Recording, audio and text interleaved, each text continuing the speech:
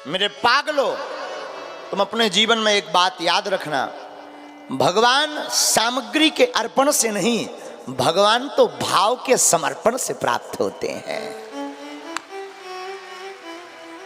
भगवान पूजन से नहीं, भगवान प्रेम से मिलते हैं। तब तो भगवान कहते भाव का भूखा हूं मैं, भाव ही इकसार है, भाव से जो मुझको भजे स्वभाव से बेड़ा पार है। भाव बिन कुछ भी दे तो मैं कभी लेता नहीं, भाव पूरत टेरी ही करती मुझे लाचार है। बांध लेते भक्त मुझको भावों की जंजीर में, इसलिए इस भूमि पर होता प्रभु का अवतार है।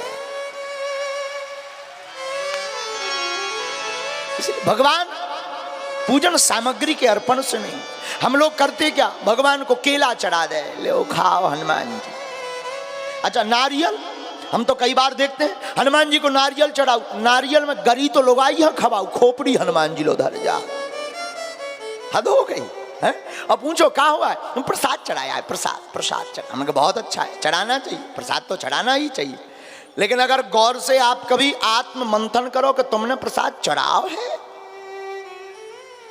है कि खाओ है, उल्टो दाव परो तो दो दो बेर खाओ। प्रसाद का अर्थ क्या है? प्रामाण्य प्रभु, सामान्य साक्षात, दामान्य दर्शन। जिसको पाकर के प्रभु के साक्षात दर्शन की अनुभूति हो, उसी का नाम प्रसाद है। तो हम लोग अर्पण पर भरोसा करते हैं, लेकिन हमारे गुरुजी कहते हैं अर्पण पर नहीं, समर्पण पर भरोसा करना चाहिए। अर्पण वस्तुओं का हो, समर्पण मन का हो।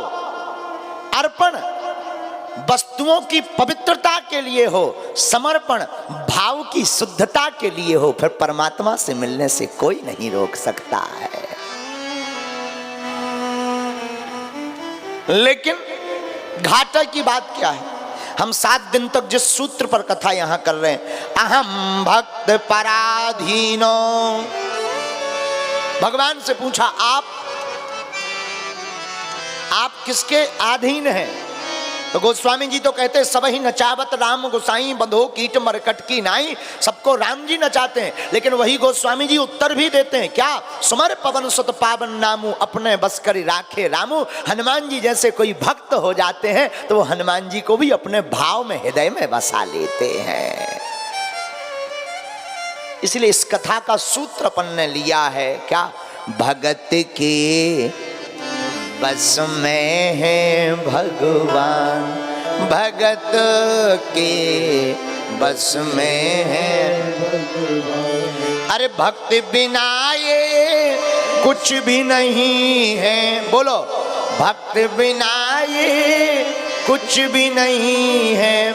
भक्त है इनके प्राण, भगत के बस में है भगवान, भगत के बस में। अच्छा महाराज, भक्त किसे कहते हैं? क्या लक्षण है भक्त के? माला पहन ली, तिलक लगा लिया, कपड़े पहन लिए तो क्या भक्त बन गए?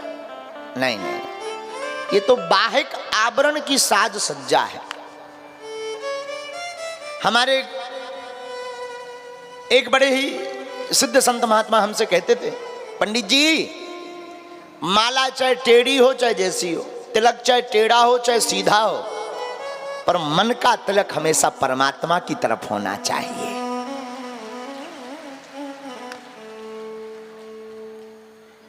एक बात और, हम लोगों को जगत मुखी नहीं होना चाहिए, जगदीश मुखी होना चाहिए।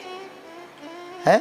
जगत मुखी होगे तो बिखर जाओगे, जगदीश मुखी होगे तो निखर जाओगे। परमात्मा की तरफ अगर दौड़ते रहोगे निखर जाओगे।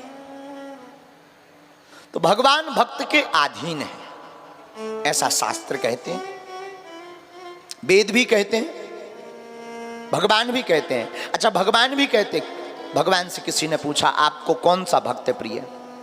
तो संतुष्टः सततम योगी, संतुष्टः सततम योगी, यतात्मा दृढ़ निश्चयः मय्यार्पितं मनोर्बुद्धिर्यो मद्भक्तः समे प्रिया।